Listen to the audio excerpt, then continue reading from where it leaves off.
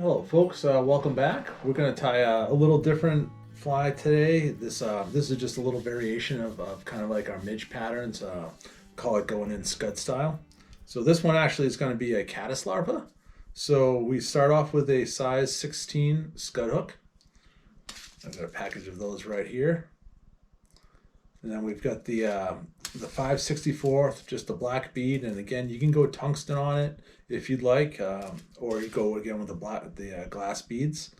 I've got some small black ultra wire, and I've got my 6/0 thread, black, and then I've also got my variations of dubbings. And again, the caddis, you can go with a tan, you can go with a caddis green, you can go with a caddis olive. So I'm going to go with the caddis olive for this one, and then I'll lace it with my black ribbing, and then I'm going to just put a small little bit of black dubbing right behind the head to finish it off. So again, I'm saving you the pain of watching me put the beads on these hooks. I already have one beaded up. I'm going to put that right in the vise. And as we always start off with, I'm just going to start off by building my thread base, just starting right behind the head, wrap it towards the back, go back down, and I'm going to come right down just past the bend just a little bit. There we go. Cut that off. And I've already got a piece of my black ultra wire. I already got a piece of that already cut. So I'm going to tie that in, make sure that gets lashed in pretty well. So it's going to go up the body just a little bit, and then I'll make sure that it gets tied in there great. I'm going to start right at the back. Again, I'm just going to wet my thread a little bit. I want to grab my olive dubbing and make a little noodle out of the olive, just a little bit. I'm only going to do probably, a little bit over 2/3 of the body with that. Get myself back where I can manage that. Just going to start and then work my way forward, building the body as we go. I'm going to need a little bit more of that. You want this to come up right close to the head. Basically, that black dubbing is just going to be a little collar right behind the bead.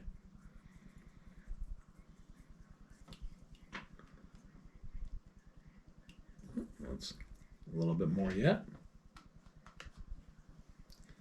See, I am not a professional. That's okay. You don't have to be to tie these flies.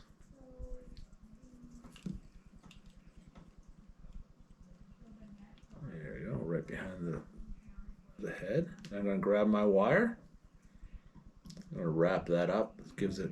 I use a black wire. You can go gold if you like. I like the black. It gives it a little bit more of a segmented body, the way that the caddis larvas are represented in nature.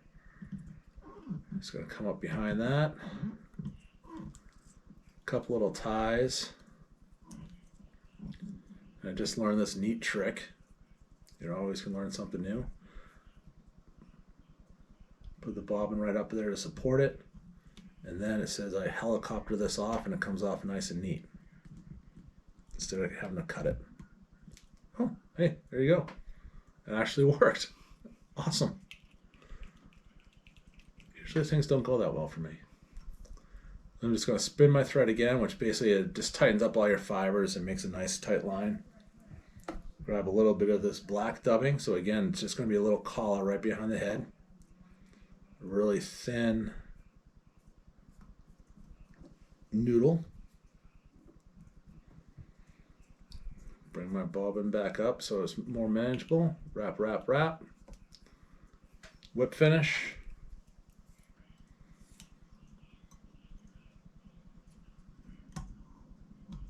And again, this is a fairly nondescript fly, super easy to tie.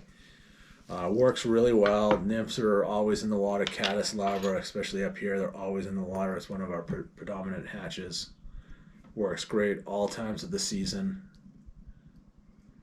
And it's a great dropper. So it's a great secondary fly off of your main heavier fly, or use it as a hopper dropper, dry dropper, or anything along those lines. This one here, again, we're not using a tungsten, so it doesn't have a lot of weight to it. So there's our fly.